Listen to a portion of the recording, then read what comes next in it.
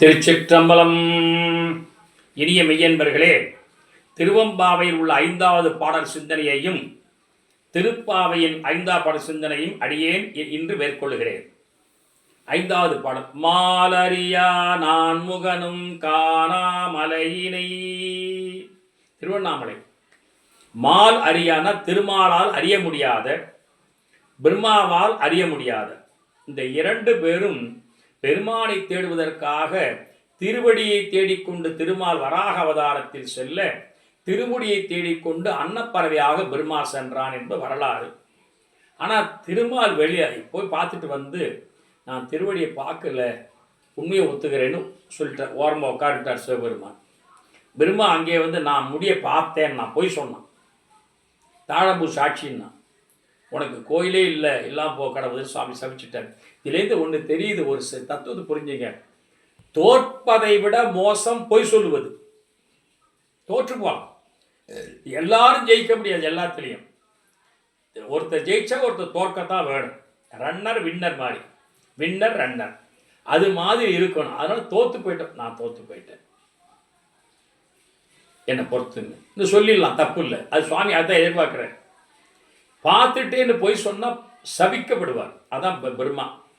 Mall அறியா நான் முகனும் காணா மலையினை நாம் போல் அறிவோம் என்று உள்ள ஒக்கங்களே பேசும். இங்கேயும் ஒரு பெண்ணை திட்டுற, அந்த பொண்ணு ஏன் சொல்லணும்? ஏண்டி, திருமாலும் பிரம்மாவும் பார்க்க முடியாத அந்த பரமேஸ்வரனை நாங்கள் பாடிக்கிட்டே வர்றோம், கும்பல் கும்பலாக பாடிக்கிட்டு வர்றோம், எல்லா வீட்டுலையும் எழுப்பிட்டோம். நீ இன்னும் தூங்குறியா? இன்னும் எவ்வளோ நேரம் அடித்து தூங்கிட்டு இருக்க? இதை சொல்லிட்டு நீ என்ன சொன்ன தெரியுமா? மாலறியா நான்முகனும் காணா மலையினை நாம் போல் அறிவோம். இந்த போல்கிறது அசைச்சொல் எடுத்துருங்க. நாம் அறிவோம் என்று அந்த நாம் அறிவோம் நேற்று அவ்வளோ வாய்வீடியே பேச்சினியே, எங்கே ஓ வீராப்பான பேச்சு? நாம் போல் அறிவோம் என்று உள்ள பொக்கங்களே. பொக்கம்னா பொய். பொக்கம் மிக்கவர் பூவும் நீரும் கண்டு நக்கு நிற்பன் அவர் தம்மை நாடியே என்றார் அப்பர் பெருமான். பொக்கம்னா பொய். பொக்கங்களே பேசும் பாலூர் தேன்வாய் படிரி. ஆனால் இனிமே பேசுகிற, ஆனால் படிரின்னா வஞ்சகம் உடையவளாக இருக்கிற. பேசுறது ஒன்று செய்கிறது ஒன்றா இருக்கிறையே. இதெல்லாம் இவ்வளோ கடுமையாக பேசுகிறாங்களே, நீங்கள் வருத்தப்படக்கூடாது. அப்படி பேசித்தான் அவங்களை அடிச்சுட்டு போகணும், விட்டுட்டு போகக்கூடாது. அதாவதுங்க, சில நேரங்களில் சில பேர் தப்பு பண்ணால் வேணாம் விடு அவனை அப்படி சொல்லாமல் அவனையும் சேர்த்து அழைச்சிட்டு தான் போகணும். ஏனென்றால் பரமேஸ்வரன் கருணையே வடிவானவர், அன்பே சிவமானவர். அவருடைய கண்ணோட்டத்தில் கெட்டவனும் நல்லவனும் எல்லாரையும் சேர்த்து தான் அவர் அழைச்சிட்டு போகணும். அதனால் பாதகனுக்கு பரிசு வைத்த சிவபெருமானவர். அது மட்டும் இல்லை, மிகப்பெரிய பாவம் பண்ணவனை கூட சுவாமி அவர் செய்திருக்கிறார். திருவிளையார் படத்தில் வருகிறது. அந்த வகையில் படிரி கடை தீரவாய் ஞாலமே விண்ணே பிறவி அறிவறியான் கோலமும் நம்மை ஆட்கொண்டருளு கோதாட்டும் சீலமும். சுவாமி யாரு? ஞாலம்னா உலகம், விண்ணுன்னா வானுலகம், பிறவே அறிவறியான் கோலமும் எதனாலையும் அறிய முடியாது இருக்கிற பரமேஸ்வரன் திருக்கோலம். ஞாலம்ங்கிற சொல்லாட்சி தமிழில் இருக்கிறது. ஞாலம் கருதினும் கைகூடும் திருவள்ளுவர். ஞாலம்ங்கிற சொல்லல் என்ன தெரியுங்களா அர்த்தம் இருக்கு? அதில் அடிச்சொல் ஞால். ஞால்னா தொங்குறன்னு அர்த்தம் தான் ஞான்ற சொல்லாட்சி. இந்த உலகம் அந்தரத்தில் எந்த பிடிமானம் இல்லாமல் தொங்கிக் கொண்டிருக்கிறது என்பதை இந்த ஞானத்துக்குள்ள மண்ணுக்குள்ள இருந்துகிட்டு யோகிகள் கண்டுபிடித்த வெளிப்பாடு தான் இந்த உலகத்திற்கு ஞானம்ங்கிற சொல்லை சூட்டியது. தமிழன் எவ்வளோ பெரிய விண்வெளி ஆராய்ச்சிக்குரியவன், தமிழன் எவ்வளோ பெரிய விண்வெளி ஆராய்ந்து உள்ளுக்குள்ளே இருந்துகிட்டே வெளியே ஆராய்ச்சி பண்ணியிருக்கிற, மண்ணில் இருந்து கொண்டே விண்ணை ஆராய்ந்த ஆராய்ச்சி நிபுணன் தமிழன். அதில் இந்த ஞாலம்ங்கிற சொல்லாட்சி அற்புதமான சொல்லாட்சி. ஞாலமே விண்ணே பிறவே அறிவறியான் கோலமும் நம்மை ஆட்கொண்டருளும் கோதாட்டும் சீலமும் பாடி. அந்த கோலத்தையும் சீலத்தையும் பாடிட்டு வர்றமே. உணராய் உணராய், நாங்கள் இவ்வளோ பாடிட்டு வர்ற எங்களுடைய வார்த்தையை நீ இன்னும் உணரலையே உணரலையே. 2 தடவை சொன்ன அர்த்தம்னா அழுத்தம் அதிகம் அர்த்தம். உணராய் உணராய் கான் ஏலக்குடலி பரிசேலோர் என்பாவாய். சிவனே இந்த சிவபெருமான பாடி சீலமும் பாடி சிவனே சிவனே என்று ஓலமிடினும். அங்கே 2 தடவை சொல்கிறார்.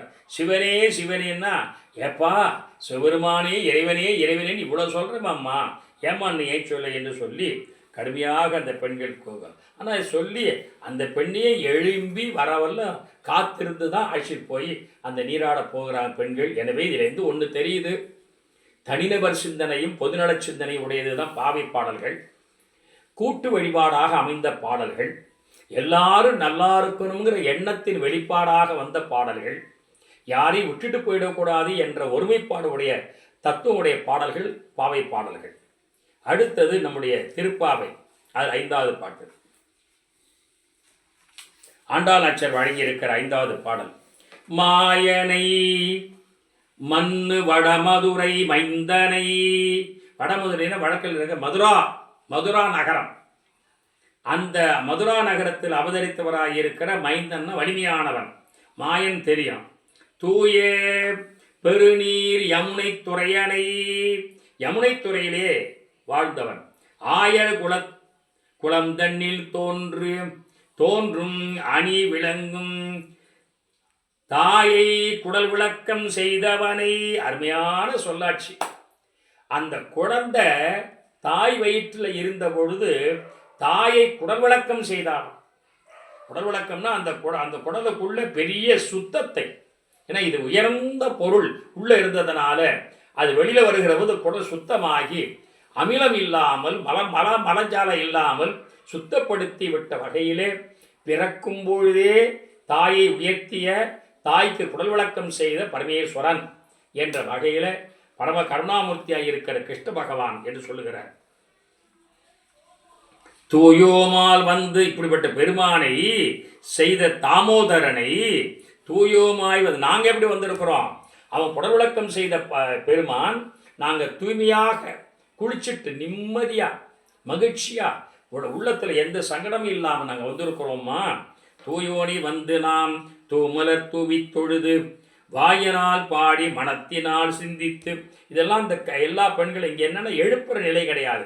எல்லாரும் சேர்ந்து கூட்டாக சொல்லி நாங்கள் வாயினால் துதிக்கிறோம், மனத்தினால் சிந்திக்கிறோம், வழிபாடு செய்கிறோம், எல்லாம் செய்து புகுதருவான் என்றடி தீயினில் தூசாக. நாங்கள் இப்படி செய்ய செய்ய செய்ய எங்கள் பாவங்கள் எங்களுடைய குற்றங்கள் எல்லாம் நெருப்பில் விழுந்த தூசு மாறி கரைந்து போய் விடுகின்றது என்று சொல்லி அப்படிப்பட்ட நிலையிலே எம்பாவாய் என்று சொல்லி முடிக்கின்றார் ஆண்டாள் நாச்சியார். எனவே மாணிக்கவாசக சுவாமிகளும் ஆண்டாள் நாச்சியாரும் மிகப்பெரிய பக்தி மேலீடாக இந்த மார்கழி மாதத்திற்கு என்று உரியதாக பாடி தந்திருக்கிற பொக்கிஷங்கள் திருவம்பாவையும் திருப்பாவையும். இன்னொரு விஷயம், மார்கழி மாதம் இது என்ன, இது பூடை மாதம் சொல்லுகிற தவறு. பீடு உடைய மாதம் மார்கழி. பீடுனா பெருமை. அதை நாம் தப்பாக பூட மாதம் சொல்கிறோம், அது மிகப்பெரிய பிழை.